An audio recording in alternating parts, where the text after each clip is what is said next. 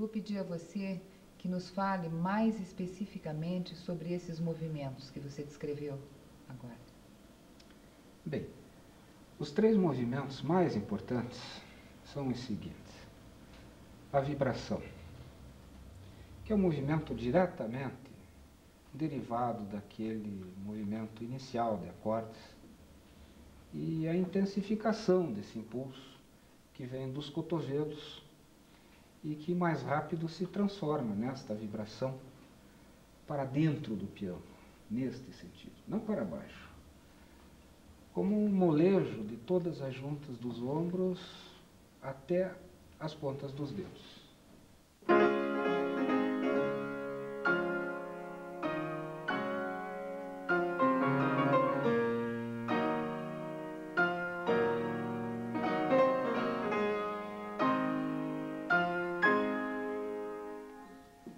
Às vezes, neste movimento, as mãos adquirem este formato, mas sempre maleável. A vibração pode ser utilizada em acordes repetidos, em oitavas. O estudo das sextas de Chopin, Opus 25, número 8, pode ser um bom exemplo.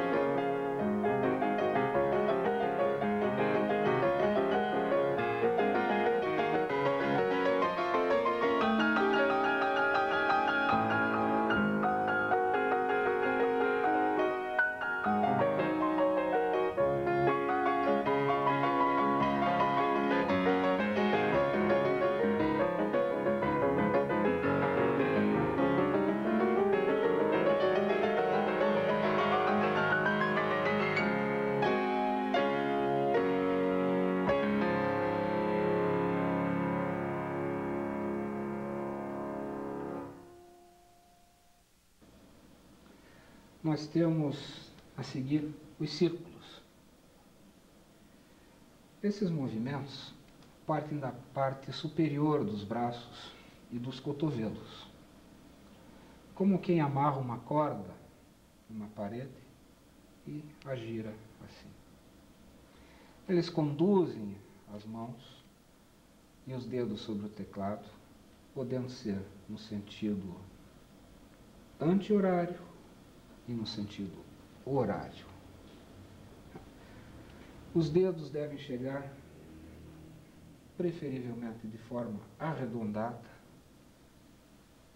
e com a ponta no teclado, de forma que a mão possa descrever um círculo que passe pelos pontos oeste, norte, leste e sul, e assim por diante, continuamente em um movimento de ondulações que sempre se renova.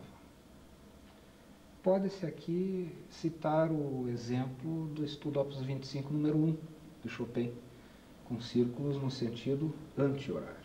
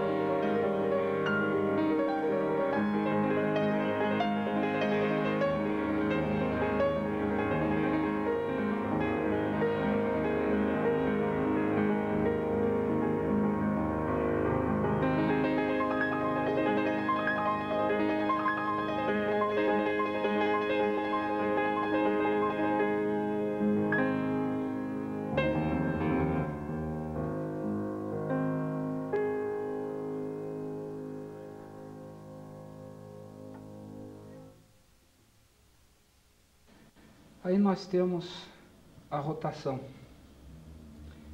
Ao contrário dos outros dois movimentos, a rotação não parte do cotovelo, mas desta parte do braço, dos bíceps, que giram em torno de seu próprio eixo, assim.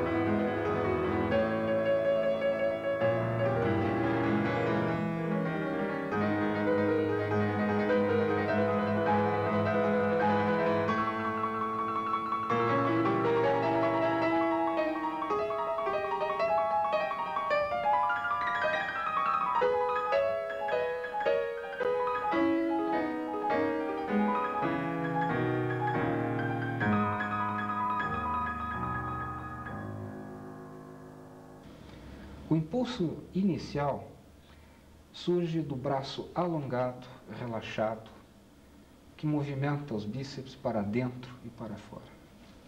Aqui. O retorno do músculo, quando se joga para cima, a sua posição original resulta no movimento contínuo que determina a rotação do braço. Esse movimento, o pulso deve estar normalmente em posição ligeiramente mais alta do que a mão, ou ao mínimo na mesma posição de que o braço e os cotovelos. O cotovelo possivelmente algo mais alto do que o pulso, fazendo com que todo o braço funcione como um eixo rotativo.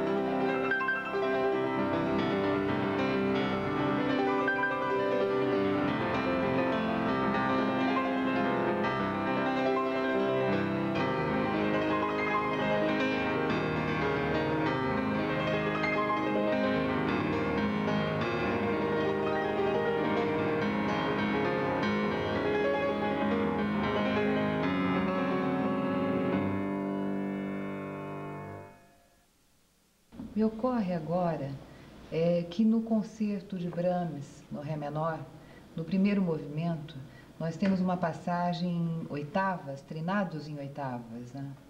E é uma passagem tecnicamente bastante difícil. E vê-se pianistas que resolvem esse problema utilizando as duas mãos. Como isso seria resolvido? Com esses movimentos todos que você está nos explicando, tem uma solução mais fácil, torna-se mais acessível tecnicamente? Bem, a rotação permite que não se adote aquela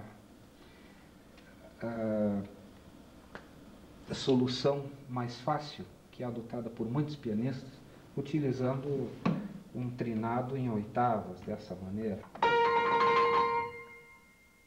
Com a rotação, nós temos esta possibilidade através da utilização de todo o braço e dos bíceps.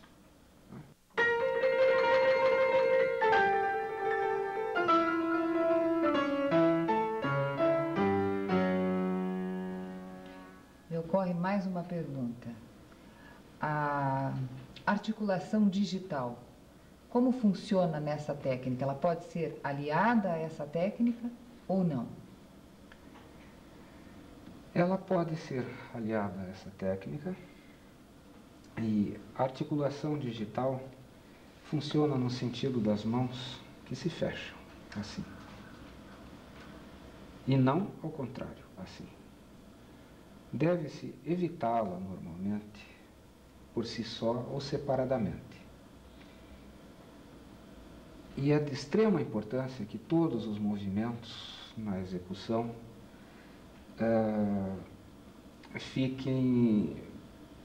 permitam com que os dedos fiquem sempre no fundo das teclas, da metade para baixo, como se as pressionassem sem tocar. Isto porque o legato com as mãos é uma parte fundamental de todo esse sistema de execução. Quem tem esse domínio pode tocar naturalmente no legato e staccato. Evita-se fazer o legato com o pedal o tanto quanto possível.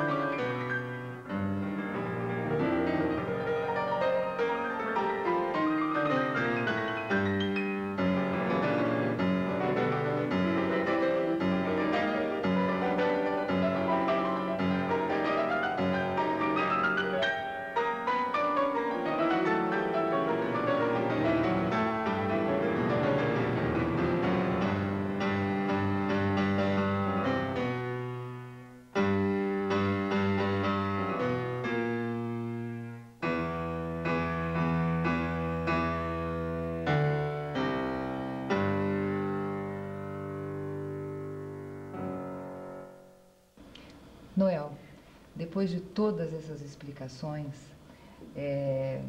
que nos definem uma série de aspectos e possibilidades, eu gostaria de saber de você como iniciar no estudo dessa técnica.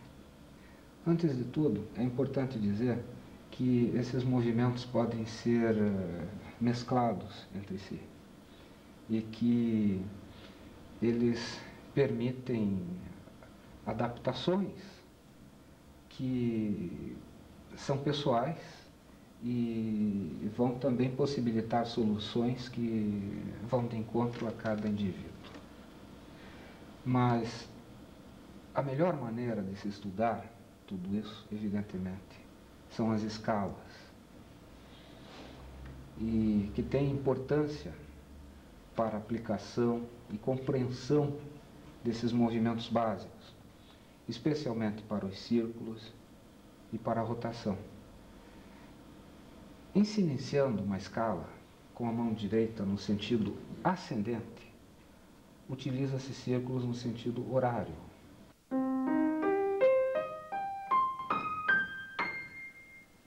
Esses círculos podem ser regulares ou irregulares, divididos em dedilhados de 1, 2, 3, 1, 2, 3, 4.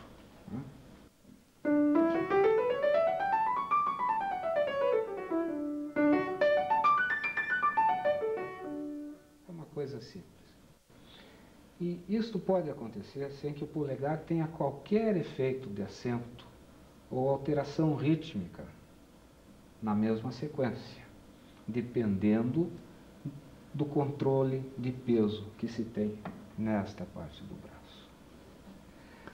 No retorno, a mão direita se utiliza da rotação, que acontece sempre sobre o polegar, que faz com que o terceiro, ou quarto, ou até mesmo o quinto dedo passem por cima dele, retornando à sua posição com a volta do músculo da parte superior do braço à posição de partida. O princípio inverso acontece na mão esquerda, que sobe com a rotação e desce com os círculos. Dessa forma, os movimentos são idênticos nos dois braços quando esses se desenvolvem no sentido contrário.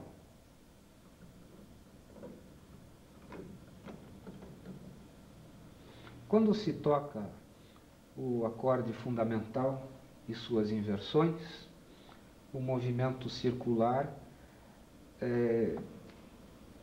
mesmo na mão direita, passa a ser no sentido anti-horário e na mão esquerda no sentido horário.